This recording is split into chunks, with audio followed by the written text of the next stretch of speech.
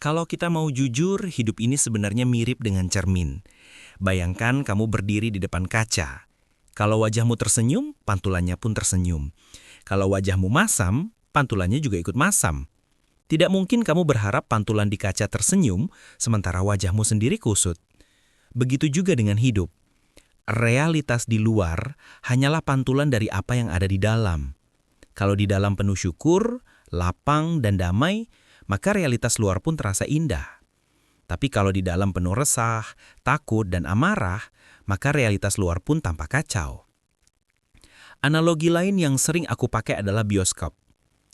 Film yang muncul di layar hanyalah pantulan dari proyektor di dalam ruang pemutar. Kalau isi kaset atau file di proyektor itu gelap, penuh adegan kacau, maka layar pun akan menampilkan kekacauan. Tapi kalau isi proyektor itu indah, penuh cahaya, maka layar pun memantulkan keindahan. Dan proyektor itu tak lain adalah batin kita sendiri. Coba kita ingat lagi saat pandemi COVID-19 kemarin. Banyak orang yang kehilangan pekerjaan, bisnis runtuh, bahkan ada yang terpuruk dalam hutang. Tapi di sisi lain, ada juga orang-orang yang justru menemukan peluang baru. Usahanya melonjak, bahkan penghasilannya naik berkali-kali lipat. Padahal situasinya sama. Pandemi yang sama, lockdown yang sama, dunia luar tidak membeda-bedakan. Jadi apa yang membuat hasilnya berbeda? Jawabannya sederhana, respon batin. Ada orang yang melihat pandemi sebagai bencana besar.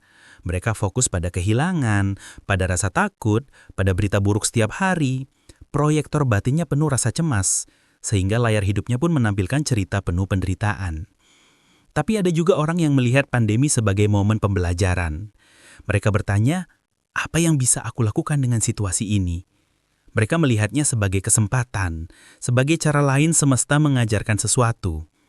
Dan karena proyektornya berisi rasa ingin belajar dan beradaptasi, layar hidup mereka pun menampilkan cerita kelimpahan. Inilah hukum pantulan yang jarang kita sadari. Bahwa dunia luar tidak pernah benar-benar mengatur kita. Ia hanya memantulkan isi dalam diri kita. Mungkin kamu pernah merasa, kenapa aku selalu ketemu orang toksik? Kenapa aku selalu dikhianati? Kenapa rezekiku selalu seret? Kalau itu sering terjadi, jangan buru-buru menyalahkan dunia. Coba tengok ke dalam. Bisa jadi proyektor batinmu sedang memutar film tentang ketakutan, tentang rasa tidak layak, tentang luka lama yang belum selesai. Dan berita baiknya adalah kalau akar masalahnya ada di dalam, berarti solusinya juga ada di dalam. Kita tidak perlu menunggu dunia berubah untuk merasa bahagia. Kita cukup membersihkan proyektor batin kita, lalu pantulannya akan ikut berubah. Hidup ini, teman-teman, sebenarnya tidak pernah menyiksa kita. Ia hanya setia memantulkan apa yang kita bawa di dalam diri. Kalau isinya cinta, yang terpancar keluar juga cinta. Kalau isinya syukur, yang kembali pun kelimpahan. Kalau isinya luka dan amarah, ya itulah yang dipantulkan balik oleh semesta.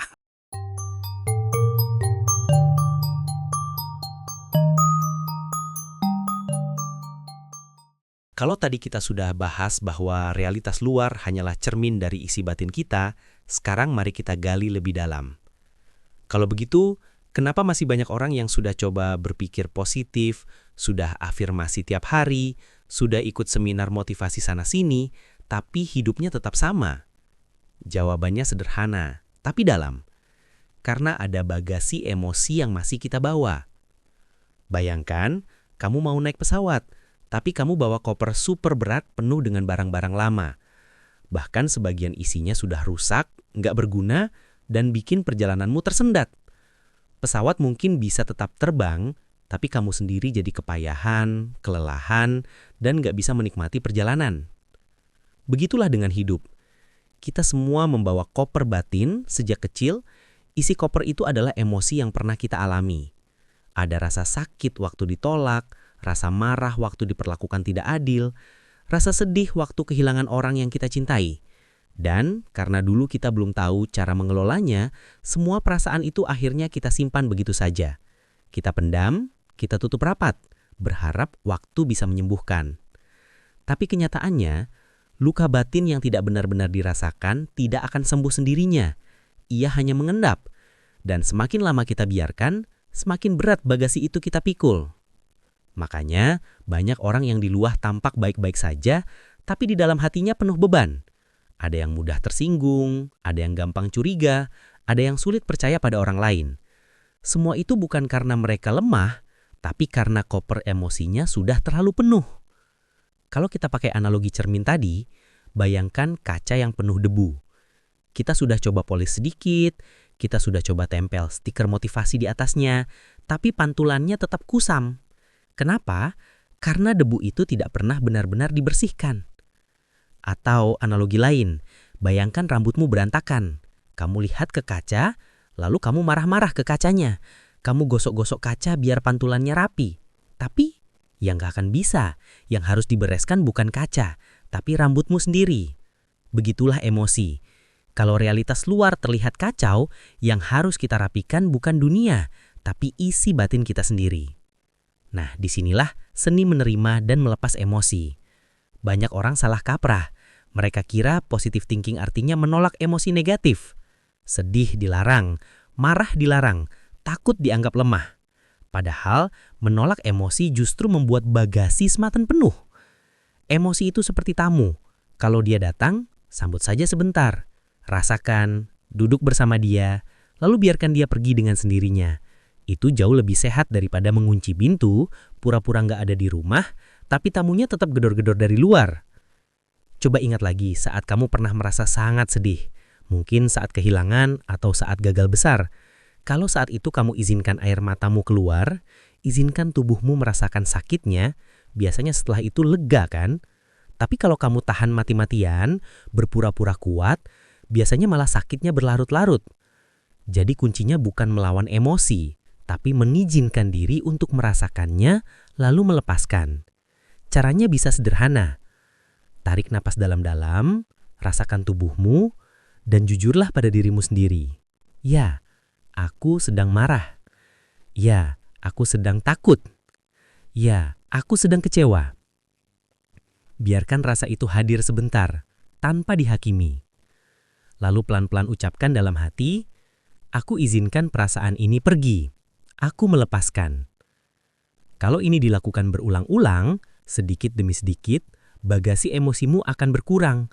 Dan semakin ringan batinmu, semakin mudah pula semesta memantulkan hal-hal baik ke dalam hidupmu. Contoh nyata, ada seorang teman yang sejak kecil selalu merasa tidak dianggap. Dia tumbuh dengan keyakinan bahwa dirinya tidak berharga. Akibatnya di dunia kerja, dia seringkali diperlakukan rendah. Kolega tidak menghargai, bos sering meremehkan. Tapi setelah dia belajar menghadapi luka masa kecil itu, menangis, memaafkan, dan melepas, tiba-tiba banyak hal berubah. Tanpa disadari, cara dia membawa diri ikut berubah. Dia lebih percaya diri, lebih tenang, dan apa yang terjadi? Orang lain pun mulai menghargainya. Karena sekali lagi, dunia luar hanyalah pantulan. Kalau batin kita penuh luka, dunia pun akan memantulkan cerita yang sama. Tapi kalau batin kita sudah bersih, ringan, penuh cinta, dunia pun ikut berubah.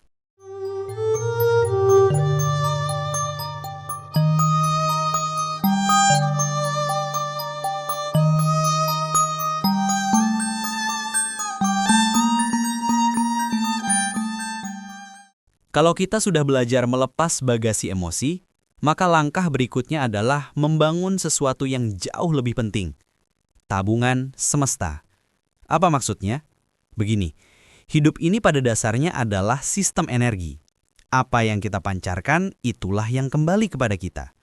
Kalau pikiran kita penuh kekurangan, maka realita akan terus memantulkan kekurangan itu. Kalau hati kita penuh rasa syukur dan cinta, maka hidup akan menyiapkan lebih banyak alasan untuk kita syukuri.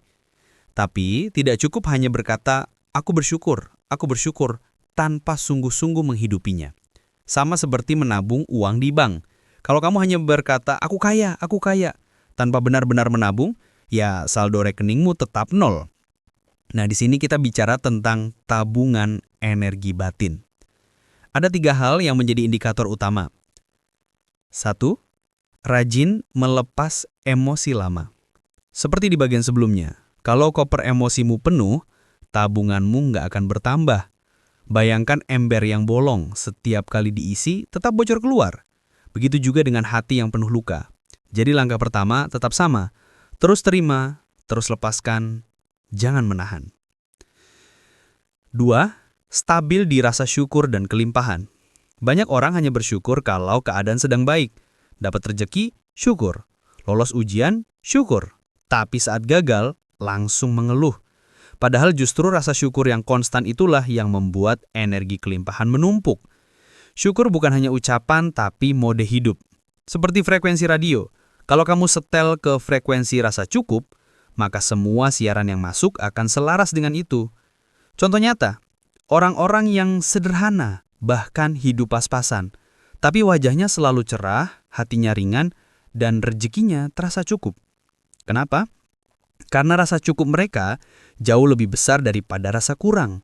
Itulah kekuatan syukur yang stabil. 3. Tabungan semesta. Memberi nilai pada dunia. Inilah yang sering terlupakan. Kita tidak hidup sendirian. Semesta ini bekerja seperti jaringan. Semakin banyak manfaat yang kita sebarkan, maka semakin banyak pula energi yang kembali. Kalau di dunia bisnis ada rumus value dikali leverage, maka di level batin rumusnya mirip. Seberapa besar nilai yang kamu bawa, seberapa luas dampak yang kamu sebarkan. Pertanyaannya, bagaimana caranya menabung di bank semesta? Jawabannya sederhana. Jadi, pribadi yang bermanfaat. Tidak harus besar. Mulailah dari hal kecil, menolong teman tanpa pamrih, tersenyum tulus pada orang asing, mendoakan orang lain diam-diam tanpa mereka tahu. Itu semua adalah setoran energi yang tidak pernah hilang. Kita mungkin berpikir, kalau begitu lama dong balasannya. Tapi ingat, hukum semesta tidak pernah salah alamat. Energi yang kita kirim entah kapan akan kembali, kadang lewat jalan yang tak terduga. Bayangkan kamu menanam benih. Ada benih yang tumbuh cepat, ada yang butuh waktu lama. Tapi selama kamu rawat tanahnya dengan sabar, suatu saat panen akan datang. Untuk lebih mudah memahaminya, mari kita pakai analogi proyektor. Bayangkan hidup ini seperti bioskop. Yang kita lihat di layar adalah realitas luar, tapi filmnya berasal dari proyektor di belakang. Proyektor itu adalah batin kita, dan filmnya adalah data yang tersimpan di dalam diri. Kalau filmnya berisi ketakutan, rasa tidak layak, kebencian, maka layar akan menampilkan drama penuh konflik.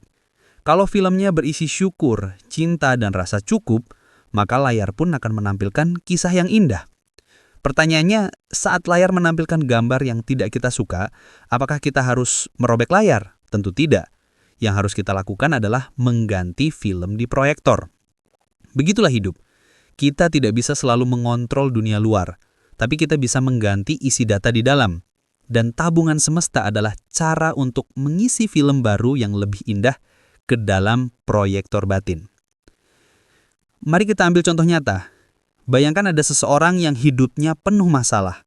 Sulit dipercaya orang lain, teman sedikit, reputasi buruk. Kalau hanya melihat realitas luar, seolah-olah semua pintu sudah tertutup.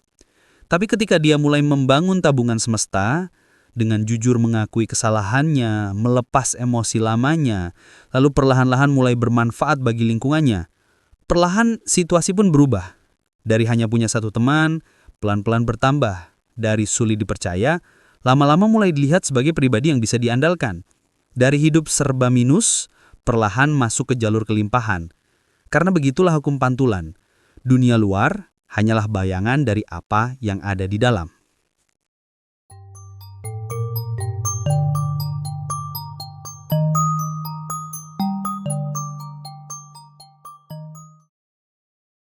Setelah kita belajar melepas emosi lama, menjaga syukur dan menabung energi kebaikan, ada satu tahap penting yang sering dilupakan. Diam dan pasrah. Kenapa diam itu penting? Karena pikiran manusia itu seperti segelas air yang keruh. Semakin sering kita aduk, semakin keruh jadinya. Tapi, kalau kita diamkan sejenak, endapannya akan turun ke bawah dan air pun menjadi jernih. Dari kejernihan itu, kita bisa melihat apa yang sebelumnya tertutup oleh keributan pikiran. Begitu juga dengan hidup. Banyak orang terlalu sibuk mengejar, berusaha keras, bahkan sampai stres. Padahal terkadang yang kita butuhkan bukan usaha tambahan, melainkan diam sejenak. Dari diam inilah intuisi mulai berbicara. Pasrah bukan berarti menyerah. Di sini banyak orang salah paham. Kalau aku pasrah, berarti aku menyerah dong. Tidak.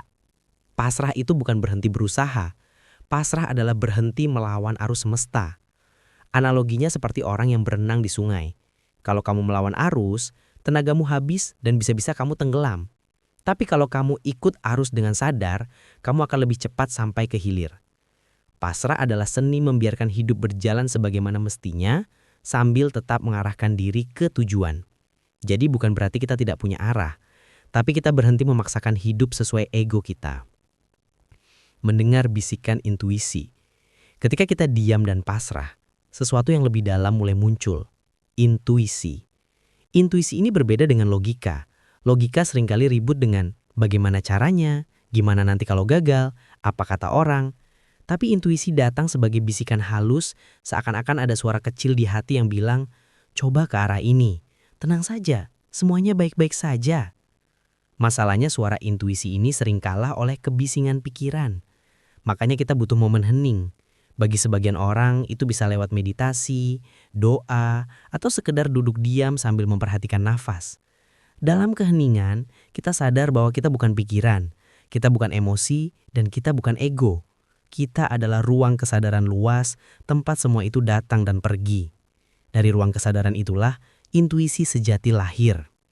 Contoh sederhana, bayangkan kamu sedang bingung mau mengambil keputusan besar, pindah kerja atau tidak, menikah atau menunda, memulai usaha atau tetap aman di zona nyaman.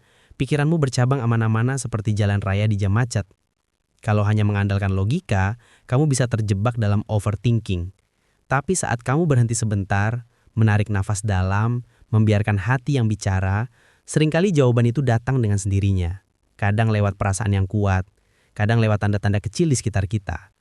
Inilah fungsi diam dan pasrah, membuka ruang bagi intuisi untuk menuntun kita. Hukum tabungan semesta dan intuisi. Disinilah semua yang kita bahas sebelumnya menyatu. Ketika kita rajin melepas emosi, hati kita jadi ringan. Ketika kita stay di dalam syukur, energi kita jadi positif. Ketika kita menabung kebaikan, saldo semesta kita bertambah. Dan saat kita diam serta pasrah, intuisi akan menunjukkan kapan saat yang tepat untuk mencairkan tabungan itu.